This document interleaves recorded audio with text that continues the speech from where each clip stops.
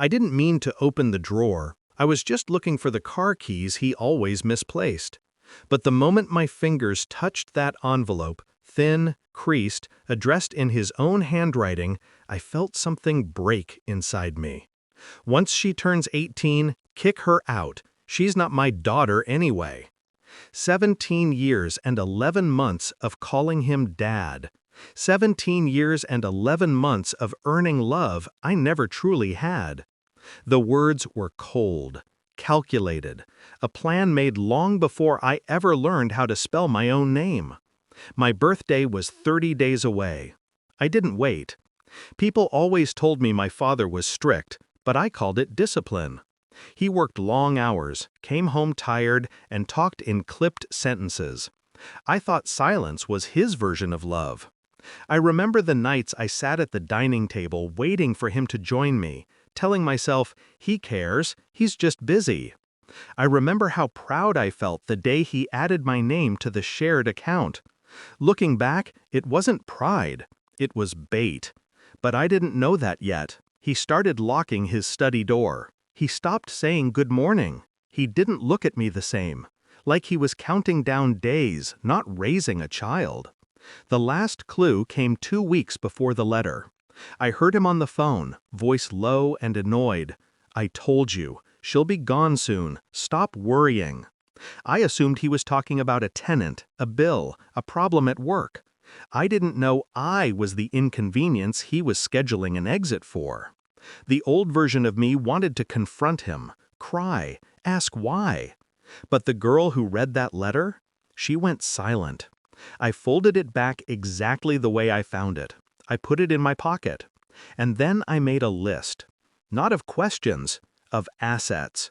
The shared bank account he forgot to check. The car that was under my name because he once said, "You drive it more, so it's easier." The documents, the passwords, the things he assumed I was too naive to understand. My birthday would be a deadline. For him. For me, it became an escape. I waited until he left for work early, the way he always did on Fridays.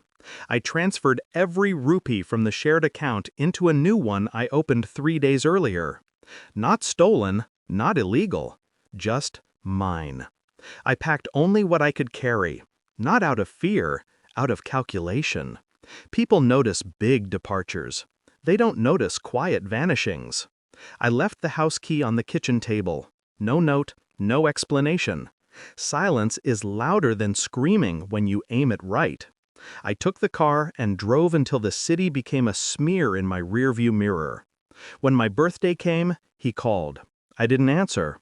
He tried again, and again. On the 4th day, the tone shifted. Rage, threats, curses. Until finally he snapped. "Ungrateful brat! I should have thrown you out the day you were born." That was the last thing he ever said to me. Then the line disconnected. Not by accident, by choice. I built a life without him. A quiet one. Stable. Enough. I never changed my name. I wanted him to know, if he ever looked me up, that I had survived him. But I never expected him to find me by knocking. I opened the door and saw a man shaped like my father, but hollowed out. Clothes worn, face sunken, hands trembling.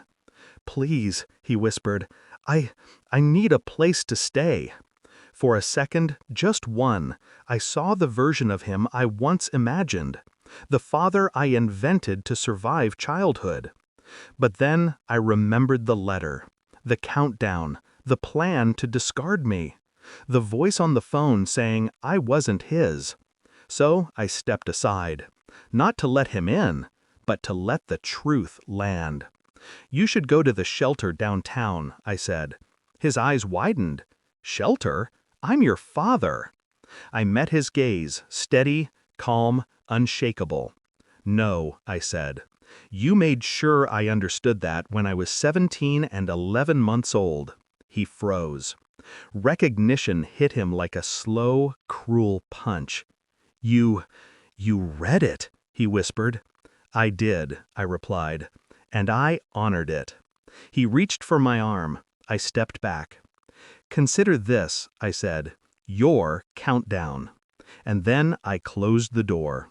I didn't watch him leave. I didn't need to. Some endings don't require witnesses. Some justice isn't loud. He abandoned me before I ever had a chance to understand what a father was supposed to be. All I did was return the favor. And for the first time in my life, I felt free.